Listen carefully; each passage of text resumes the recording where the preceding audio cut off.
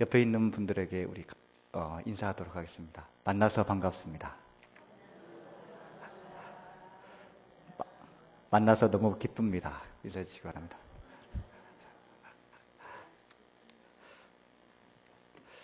네, 정말 만나서 기쁩니다. 제가 전임 전도사 사역 할 때 이제 참 많은 것이 부족했죠. 근데 이제 전임 전도사 사역할 때 이제 늘 한 달에 한 번 오후 찬양 예배 때 이렇게 설교를 할 기회가 있었습니다. 그때 설교를 할 때면 제가 늘 골똘히 생각하는 것이 있었습니다. 어떻게 하면 설교 시작할 때 우리 성도님들을 웃길 수 있을까 하는 것이 늘 설교를 준비하면서 생각했던 생각입니다. 이상하게도 설교를 시작할 때 우리 성도님들이 웃어주는 것이 너무나 큰 힘이 되었습니다. 그래서 어떻게 하면 우리 성도님들을 먼저 웃기고 시작할까 하는 것이 이제 그때 저의 생각이었습니다. 그런데 이 병이 다시 터지고 말았습니다.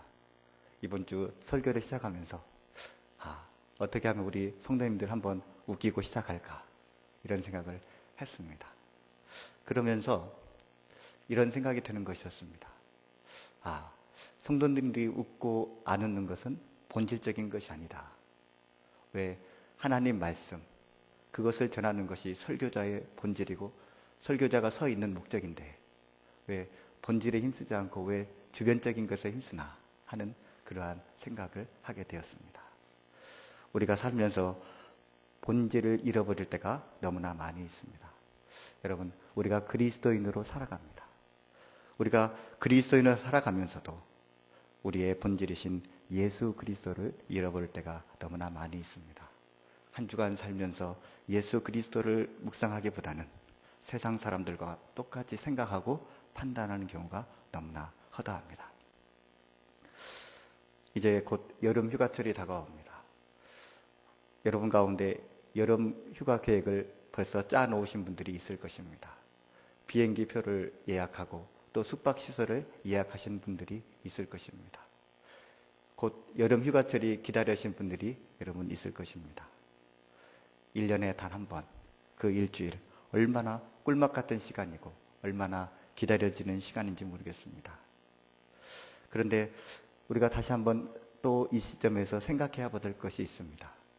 그리스도인이라고 한다면 정말 그 휴가철만큼 우리의 또 신앙 훈련의 시간들이 기다려지고 기대가 되는가? 우리가 여름 휴가를 기다리는 것만큼 우리가 똑같은 마음으로 그 이상의 마음으로 전교인 신앙 수련회를 기다리고 있는가? 여러분, 전교인 수련회를 기대하면서 바라고 있습니까? 만약에 정말 우리가 그리스도인이라는 어떤 본질에 힘쓴다고 한다면 여름 휴가철 이상으로 또 신앙 수련회를 우리가 사모하며 기다릴 것입니다. 오늘 본문 말씀은 이 갈렙의 이야기가 나옵니다. 오늘 배경에 되는 본문은 이렇습니다. 모세는 이스라엘 각 지파에서 한 사람씩 택하여 12명의 족장을 택했습니다. 그리고 그 12명의 족장들로 하여금 40일 동안에 가나안 땅을 정탐하게 했습니다. 이 12명의 정탐군이 가나안 땅을 다녀왔습니다. 그래서 입을 모아 한 소리가 있습니다. 그 땅은 젖과 꿀이 흐르는 아주 훌륭한 곳입니다. 거기에서는 온갖 포도나무와 온갖 석류들이 너무나 넘치고 있습니다. 이러한 보고들에 이스라엘 사람들은 감격을 하게 됩니다. 그런데 이 12 중에서 10사람은 다음과 같은 이야기를 합니다. 그 땅이 좋긴 하지만 그러나 그 땅을 차지하기는 어렵습니다. 왜냐하면 거기에는 우리보다 더 강대한 사람들이 있습니다. 바로 네피림의 후손들인 이 아낙 자손들이 그들이 그 땅을 지키고 있습니다. 그들은 우리를 메뚜기와 같이 보고 있습니다. 우리도 그들 앞에 서면 메뚜기와 같은 존재입니다. 라고 이렇게 이스라엘 백성들에게 보고를 합니다. 이 보고를 들은 이스라엘 백성들은 드디어 모세를 원망하기 시작했습니다. 하나님을 원망하기 시작했습니다. 애굽에 매장지가 없어서 우리를 이곳 광야까지 데리고 왔냐고 그들은 모세와 하나님을 원망했습니다. 이때 같이 12종탐꾼으로 같이 갔던 여호수아와 갈렙은 이스라엘 백성들을 향해서 말합니다. 여러분, 낙심하지 마십시오. 그 땅은 하나님이 우리에게 주시기로 약속한 땅입니다. 이제 올라가서 취하기만 하면 됩니다. 우리는 능히 그들을 이길 수 있습니다. 그러나 이스라엘 백성들의 마음을 돌이키지는 못했습니다. 그러면서 또 그들은 이렇게 말합니다. 그 땅의 백성을 두려워하지 마십시오. 그들은 우리의 먹이입니다. 그들의 보호자는 떠났고 하나님께서 우리와 함께 하십니다. 두려워하지 마십시오. 라고 여호수아와 갈렙은 계속해서 이스라엘 백성들에게 용기를 독려하고 호소를 합니다. 그러나 이미 떠나버린 이스라엘의 백성들의 마음을 돌이킬 수 없었습니다. 도리어 이스라엘 백성들은 이 여호수아와 갈렙에게 돌을 치려고 했습니다. 이 모든 광경을 보고 계셨던 하나님께서는 이스라엘 백성에게 분노를 하셨습니다. 그리고 이스라엘 백성들이 광야에서 죽고 가나안 땅으로 들어갈 수 없게 하셨습니다. 단 여호수아 갈렙 외에는 그들은 아무도 가나안 땅으로 들어갈 수 없었습니다. 이 옛날이 지나고 드디어 45년이라는 광야 시간이 흘렀습니다. 45년 전에 이를 회상했던 이 갈렙은 다시 한번 여호수아를 찾아옵니다. 그리고 여호수아에게 자신이 45년 동안 간직했던 꿈에 대해서 이야기를 합니다. 그리고 자신이 비전이 무엇인지 여호수아에게 분명히 이야기를 합니다. 그 옛날 이스라엘을 벌벌 떨게 했던 아낙 자손이 살고 있는 이 헤브론 산지를 자신에게 달라는 것이었습니다. 그것을 자기가 취할 수 있다는 것입니다. 헤브론에는 아낙의 거인들이 살고 있었습니다.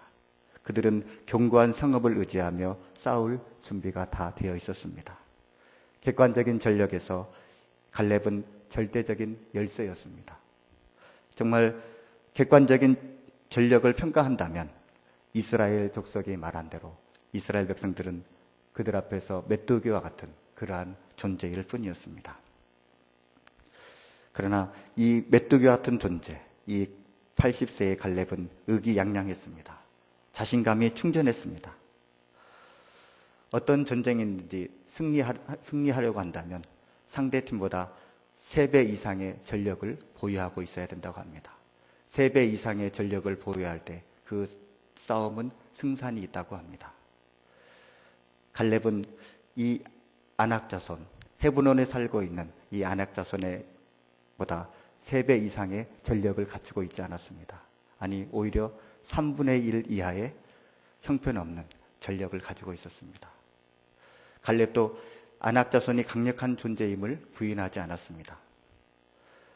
아낙 자손에 거주하는 성읍이 크고 견고하다는 것을 그는 누구보다도 잘 알고 있었습니다. 그런데 왜 이렇게 갈렙은 자신감이 있었고 왜 그렇게 사기가 충전했던 것일까요? 그 비결은 12절에 나와 있습니다. 그곳에 아낙 사람이 있고 그 성읍은 크고 견고할지라도 여호와께서 나와 함께 하시면 내가 여호와께서 말씀하신 대로 그들을 쫓아내리이다. 이것이 갈렙의 말입니다. 갈렙의 자신감의 근거에는 바로 여호와 하나님이 있었습니다. 하나님이 함께 하시면 그 모든 것이 가능하다 하는 것이 바로 이 갈렙의 신앙이었습니다. 우리는 신앙을 가졌지만 그러나 우리는 비신앙인들과 같이 때로는 하나님을 보지 못하고 우리의 환경을 바라볼 때가 너무나 많이 있습니다. 가네스 바네에서 가나안 땅에 있는 렙비르 족속이 살고 있다는 얘기를 들은 모세와 하나님을 원망한 이스라엘 백성들, 그들도 역시 출애굽 과정 속에서 하나님의 역사를 생생하게 바라본, 생생하게 체험한 신앙인들이었습니다. 그러나 그들은 진정으로 신앙이 필요할 때, 진정으로 믿음이 필요할 때 그들은 진정한 신앙인이 되지 못했습니다. 히브리서 말씀에 믿음이 없이는 하나님을 기쁘시게 하지 못하나니 하나님께 나아가는 자는 반드시 그가 계신 것과 또한 그가 자기를 찾는 자들에게 상 주시는 이심을 믿어야 할지니라 말씀하고 있습니다.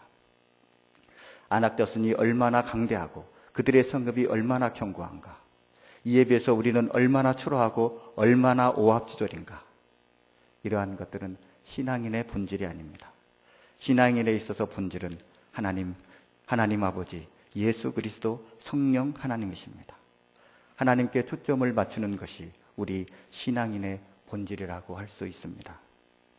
하나님이라는 본질 앞에서 안악조선이 아무리 강대하고 그들의 성읍이 아무리 견고하다 할지라도 그것은 아무것도 아닙니다.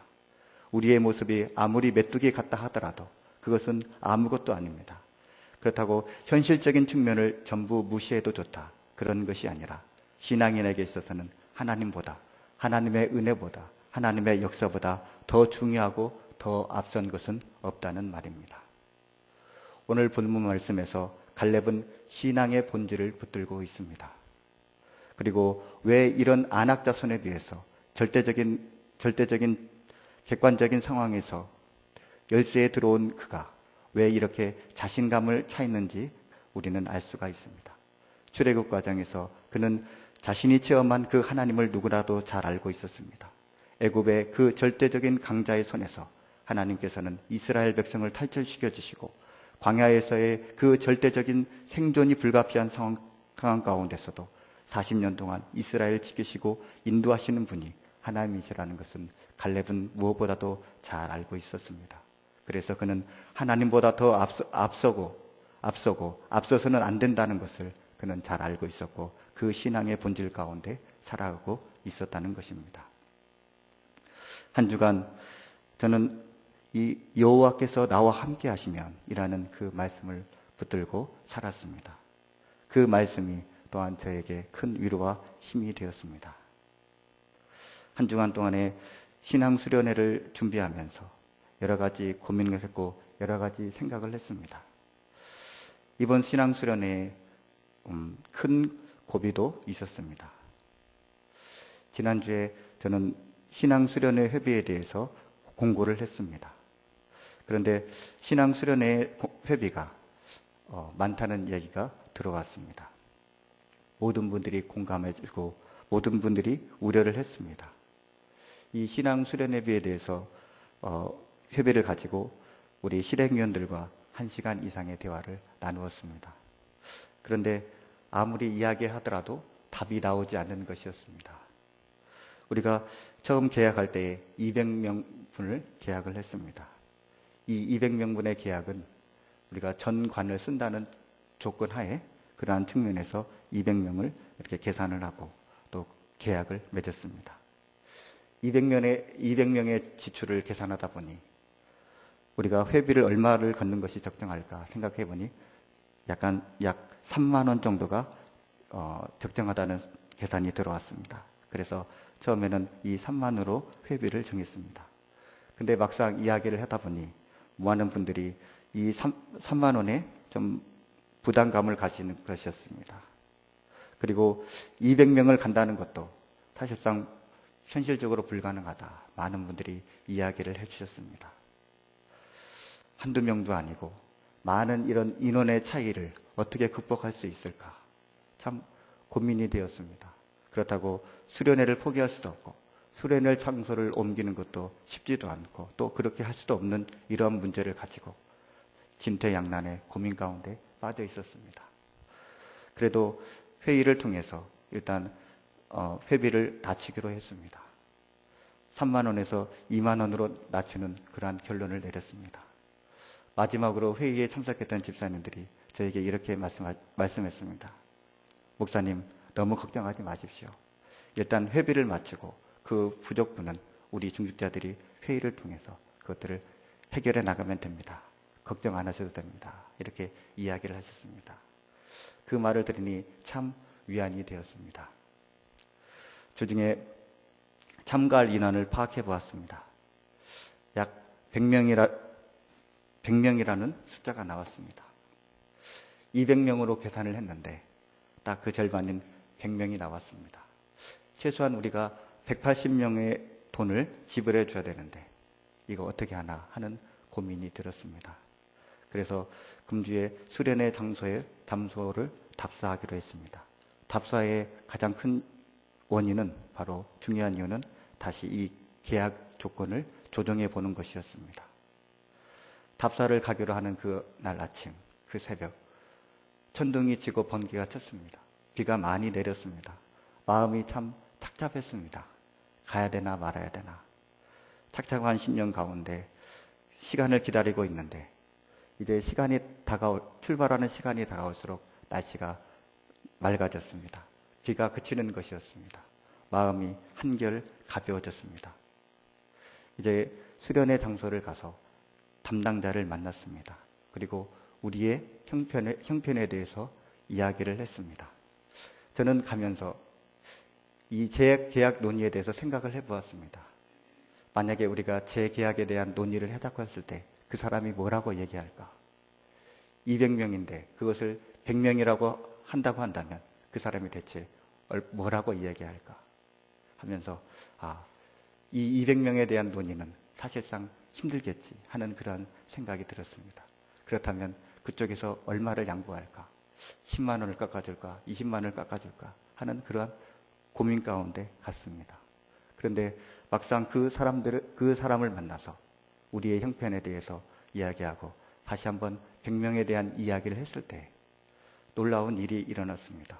그분이 아무 조건을 달지 않고 우리의 요구에 대해서 그대로 수용해 주는 것이었습니다. 그쪽에서 보면 굉장히 큰 손해라고 할 수 있습니다. 200명에서 100명으로 축소되면 그만큼의 큰 돈이 그 사람들에게는 손해가 되는 것이었습니다. 그런데 그 사람들은 기꺼이 그 손해에 대해서 아무런 이야기를 하지 않는 것이었습니다. 저는 제 계약을 마치고 돌아오는 길에 얼마나 마음이 기뻤는지 모릅니다. 하나님께서 이 수련회 동안에 우리와 함께 하시는구나. 이 수련회를 통해서 주님께서 은혜를 베풀고자 하는 것이 주님의 뜻이구나 하는 것을 제가 느낄 수가 있었습니다. 교회에 와서 다시 예산에 대해서 수립을 해보았습니다. 다시 수립된 예산 수지표를 보면서 기존에 짰던 것과 비교를 해보았습니다. 처음 짠 예산 수지표를 보면 정말 답답하고 부담스러운 것이었습니다. 그런데 새로 짠 예산 수지표를 보았습니다. 한결 가벼웠습니다.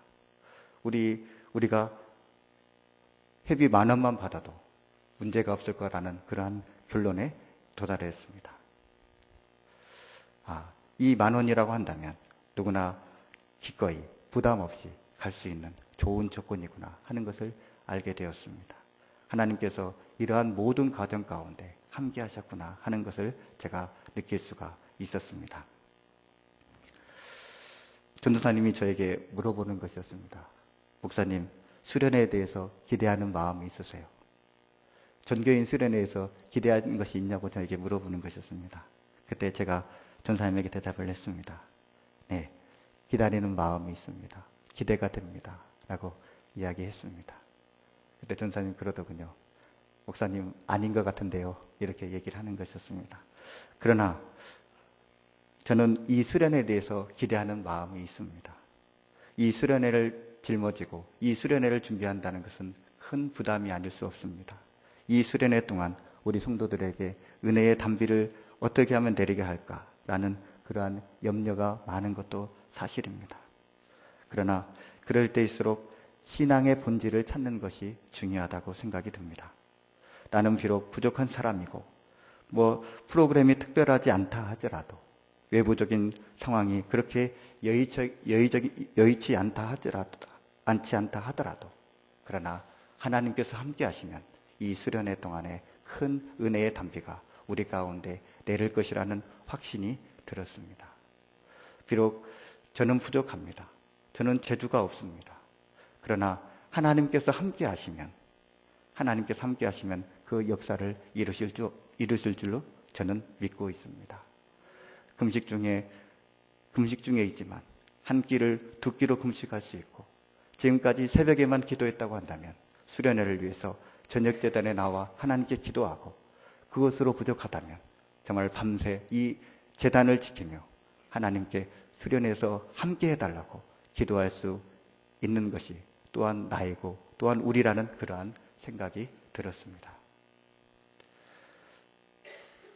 이번 수련회를 통해서 참 보여지는 것들이 하나님께서 많은 긍정적인 것들을 보여주셨습니다.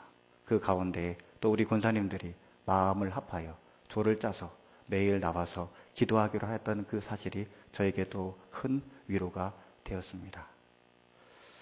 사랑하는 안양평강교회 성도 여러분, 오늘 이 시간 이 산지를 내게 주셔서 안악 사람이 있고 그 성읍들이 아무리 크고 견고할지라도 여호와께서 나와 함께 하시면 내가 여호와께서 말씀하신 대로 그들을 쫓아내리리다 라는 이러한 갈렙의 신앙이 여러분과 저와 함께 하기를 간절히 기도합니다.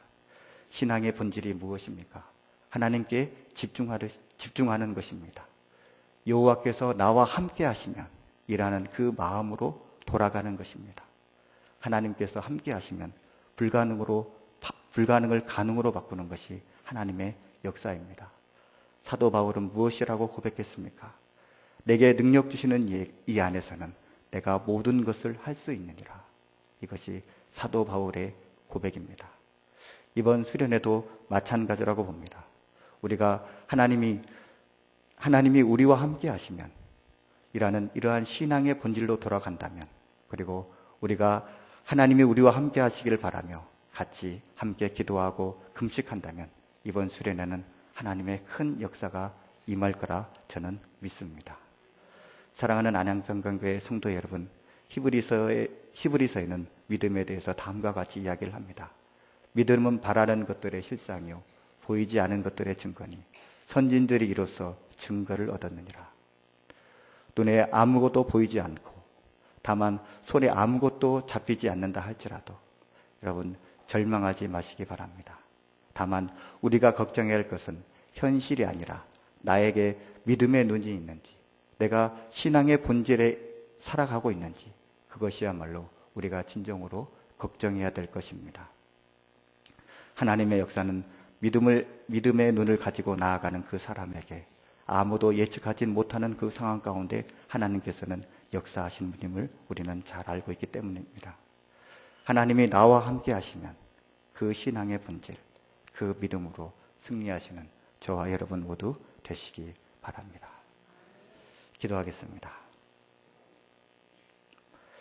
하나님 아버지 감사합니다.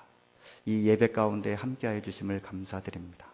하나님 아버지, 우리가 신앙의 본질로 돌아갈 수 있도록 인도하여 주시옵소서. 우리가 이 상황을 보는 것이 아니라 하나님을 바라볼 수 있도록 인도하여 주시옵소서. 하나님이 나와 함께 하시면 이라는 믿음을 가지고 살아가는 우리들이 될 수 있도록 인도하여 주시옵소서. 하나님, 앞으로 전개될 우리 전교인 신앙 수련회 가운데 함께하여 주시옵소서. 모든 우리 성도들이 하나님이 우리와 함께 하시면 이라는 그 믿음의 본질을 붙들고 함께 기도하며 함께 금식할 수 있도록 주님 인도하여 주시옵소서. 그래서 믿음의 눈으로 신앙 수련회를 바라보게 하시고 믿음을 가지고 신앙 수련회를 준비할 수 있도록 인도하여 주시옵소서. 이 모든 말씀 예수님의 이름으로 감사하며 기도 올리옵나이다. 아멘.